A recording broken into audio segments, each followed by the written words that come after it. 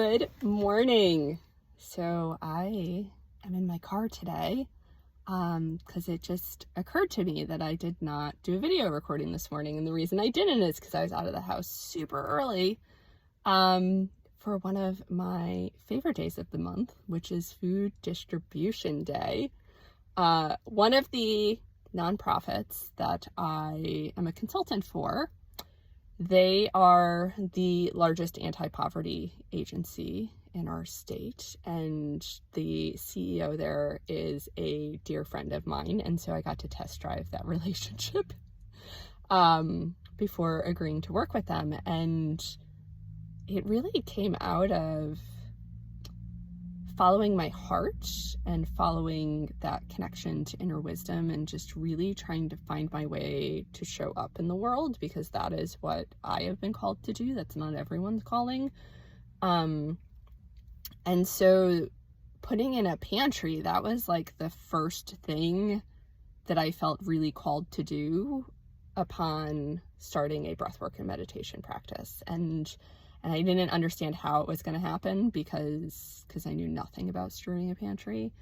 But I knew that there were people who were going hungry in my town, and I knew that I lived across from a school, and I knew that the drop-off traffic was getting backed up in front of my house, and I knew that if my mother had access to a place where she could get food, no questions asked, that there's a pretty good chance she would have taken advantage of it, right? Because if your kids can see the food and it's free and you don't need to interact with another human, then that just, it lowers lots of barriers, right? Just remove the barriers to getting food to kids. Because to me, if you can get a kid fed, right? If you can get a kid fed, then that means that they can concentrate and they have a better shot of regulating their nervous system so that they can get a good education and potentially get out of poverty. And so, right, I am in this to end poverty, and we have gone out of our way to make everything really bright and colorful and inviting, and we have spray painted hot pink fairies, like metal fairies.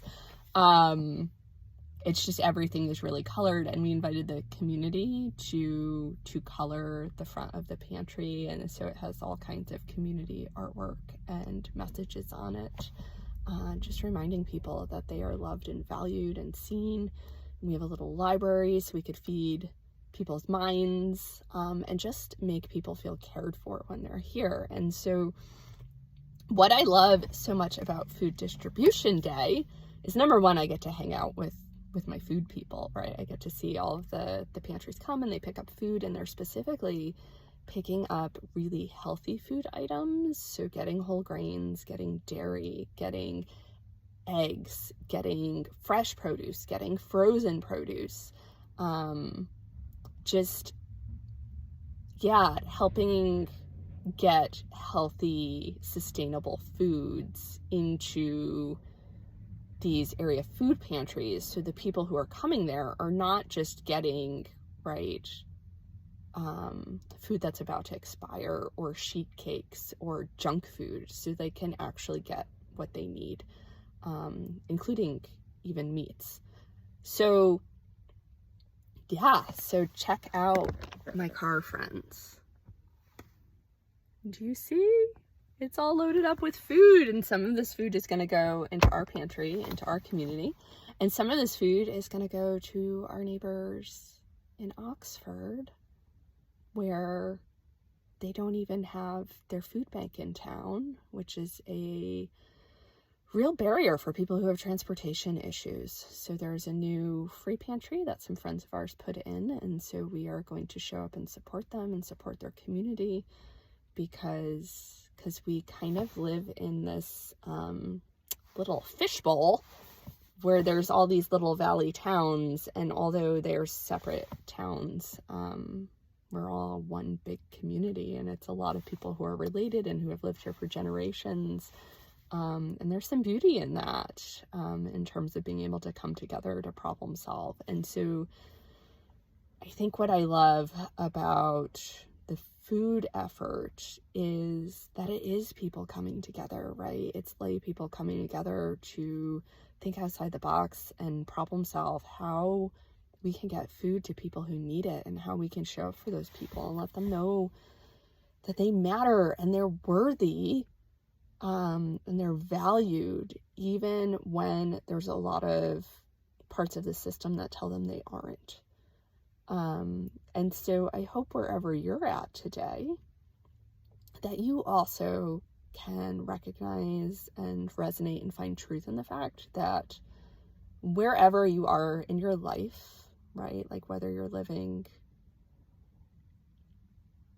sleeping under a bridge, which is a growing number of people, or whether you are in a situation you don't want to be in, or you are living comfortably in your house, but maybe not as comfortably in your head or body, or even if everything is going fine right now, that you are loved and you are seen and you are worthy, because we all are. We are born worthy. We are born perfect in our divine essence, right? Nobody denies the miracle of birth. Everyone knows that's a miracle, right? You were the miracle in that moment. It was you. You were the miracle. And you're still a miracle. And there's miracles all over if we can just turn our eyes to them, right? Like I put an empty wooden box in my front yard, and every day it magically gets filled up with food to feed people who need it. And that is miraculous, and it never gets old. And the way people show up and food magically appears at my house, because I honestly believe that people want to help. They sometimes just need guidance, and that is something to consider when we're thinking about our personal boundaries, right? People are so afraid of saying no, and they're so afraid of asking for what they need, and they're so afraid of being an inconvenience, or if they're clear about their boundaries, that they're going to turn people away. And what actually happens, which is just so beautiful and delicious, is when you can recognize what you need to feel loved and cared for by yourself and other people, and you can communicate those needs, people have the opportunity to show up really well for you, right? It's not that different than the pantry. Like, hey, here is a need I have noticed in my community, and here is how you can show up and help, and make it really concrete for people, because people feel more confident and more clear about helping when it's laid out really clearly, right? It empowers the people around you to show up well for you, right? Because they know. My family knows I need lots of space and time to myself. And I love my people, and I love leaning into my people, and I love spreading love and the cuddles, and also I cannot be touched by people 24/7, right? When my kids go to school and I get those moments alone, I really savor them. And it's not because I don't love my people. It's because I need to ground and reconnect to myself to show up well for them, right? And when I explain it that way, and when I took a long weekend and I went to Omega Institute, and instead of doing the workshop I signed up for, I did half of it, and then I realized I was really tired, and what my body and my soul and my mind all needed was rest. And so instead of going to the workshop I paid for, I went out on a kayak on their lake, and I took a nap, and I meandered and spent time reading and listening to music and just being alone, because that is what my soul was craving. And I came home refreshed, and that served everyone who interacted with me after. So yeah, maybe reframing the saying no and the way we feel about filling our cup, and realizing that when we serve ourselves and we meet our basic needs and we communicate our needs and we communicate what we need to show up well, that we are not just showing up for ourselves. We're showing up for everyone, right? Like, it's a gift to everyone. And so if you're in a place where that feels doable, and maybe it's as simple as, you know, telling your partner that you're going to go for a walk by yourself, or asking your partner to make you a cup of tea or a snack, or asking, right? If you're somebody who needs physical touch, like, number one, your brain doesn't know the difference if you do it for yourself. So maybe giving yourself some massage, right? Like rubbing your palm gently and lovingly, or like stroking your skin, lotioning, oiling. Oiling is an Ayurvedic practice. It's a really beautiful practice in terms of, right, providing self-love and showing up for ourselves. Just all these little ways. Or ask your partner to give you a massage. And if you don't have a partner, these are things you could do for yourself, and that you could communicate to family and friends. So yeah, maybe being a little brave today and asking for something you need, because if that's uncomfortable for you, I would like to challenge you to think about a time when you were able to show up for somebody and how good that felt, right? How good it feels to be a helper. And then, like, think of what a gift that was to you. And so, like, why would we ever deny somebody the gift of being a helper, of getting that good karma, of getting those feel-good vibes? And it's, like, very different than being rescued and pitied, right? Like, when you explain to somebody, like, this is how you could show up for me, that would be helpful. And then you let them know what it meant to you afterwards, right? Like, that just created some intimacy, right? You being vulnerable, right? That's such a gift to give somebody, like somebody who is worthy of that vulnerability, when you can show up that way. And in my house, sometimes that looks like me telling my husband, right? This is new for us. I think within the past year, where I'll be like, what is coming up for me, right, between you and I right now is that you are frustrated with me. And because I can feel your frustration, right? I'm a very empathic person, and there's like no hiding your vibrations from me. So I'm like, I'm feeling that you're frustrated.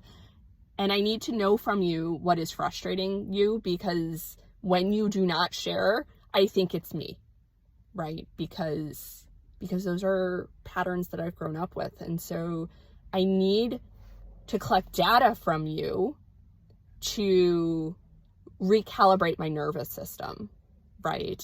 And being able to be vulnerable enough to have those conversations. And then, right? And then we're not getting into the stories that we make up in our heads. And so, right, like, wherever you're at with this, right? Because we didn't just get there, right? That was a lot of growth in our relationship to get to that point. But like, wherever you're at, just seeing where, like, who feels safe to be vulnerable with, and who are people you could be really clear with about what you need from them, right? Because we are community beings. We are wired for connection. We are interdependent and we are interconnected. So, right, like, this hyper individualism is helping no one.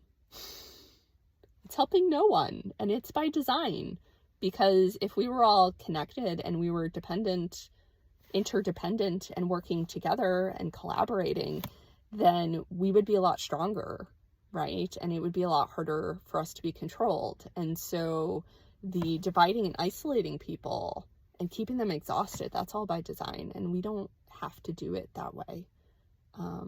We are descended from pack and tribal species, right? Like, our strength is in our communities.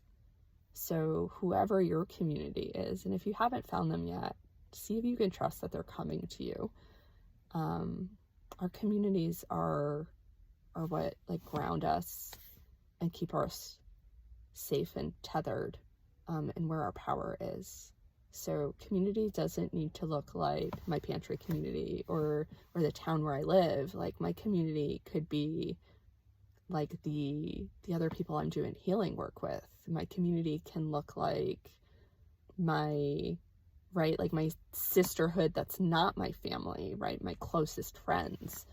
But just identifying who those people are and practicing getting really clear about what you need, even if it just starts with you being honest with yourself about what you need, about how much rest you need, about how often you need to eat, about how much caffeine you're consuming per day to mask your fatigue.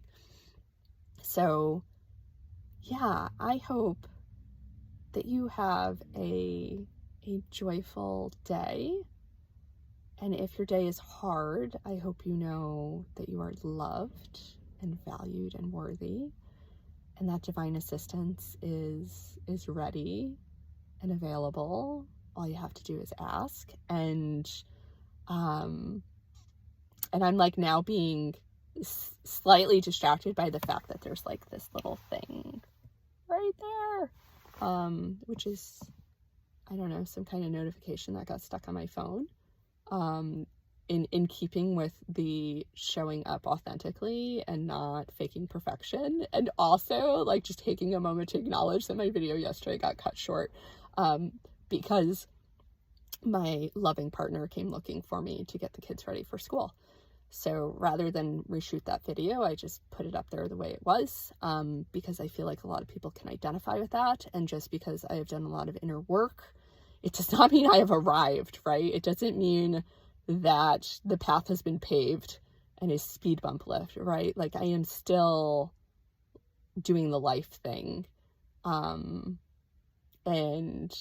And it's easier knowing I can drop in when I need to reconnect with myself. I know how to reconnect with myself.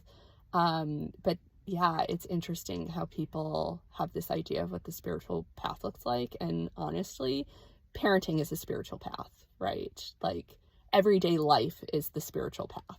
Like the messiness is also the spiritual path, right? Because it's just that practice of being present in all of it, finding the beauty in the mess, and acknowledging the hard and not merging with it, right? Like being the witness to all of it and also being a participant.